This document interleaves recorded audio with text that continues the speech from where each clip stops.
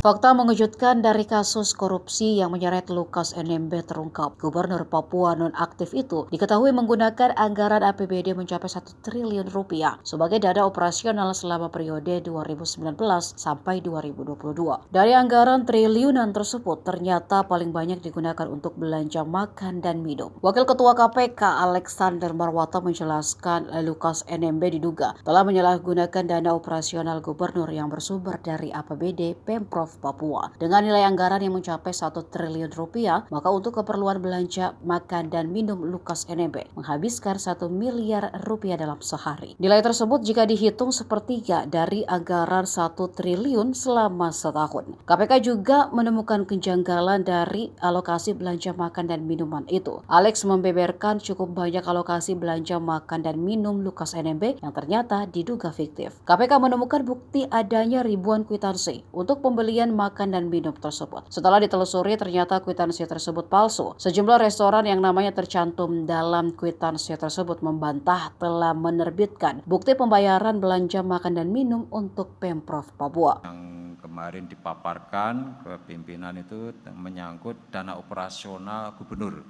Nah, selama 3 tahun itu dari tahun 2000 berapa kemarin? 19 ya. 2019 sampai 2022 itu yang bersangkutan itu ya, setiap tahun dana operasional yang bersangkutan itu 1 triliun lebih. Itu jauh lebih tinggi itu dibandingkan dengan ketentuan yang ditetapkan oleh Kementerian Dalam Negeri. Jadi dana operasional kepala daerah itu dihitung berdasarkan persentase tertentu dari APBD. Nah, ini dana operasional yang bersangkutan itu rata-rata setiap tahun itu 1 triliunan.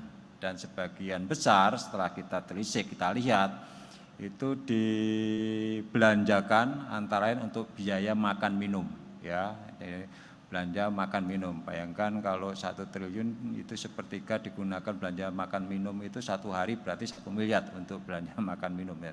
Dan kami sudah juga cek di beberapa lokasi, ya, tempat kwitansi itu diterbitkan, ternyata itu juga banyak yang fiktif. Jadi restorannya tidak mengakui bahwa kwitansi itu diterbitkan oleh rumah makan tersebut. Ya.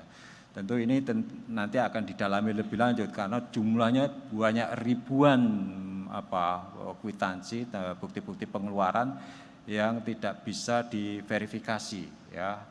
Ini termasuk juga, ya, kita lihat ini tentu proses SPJ atau pertanggungjawaban dana operasional sendiri sebetulnya itu yang tidak berjalan dengan baik, ya.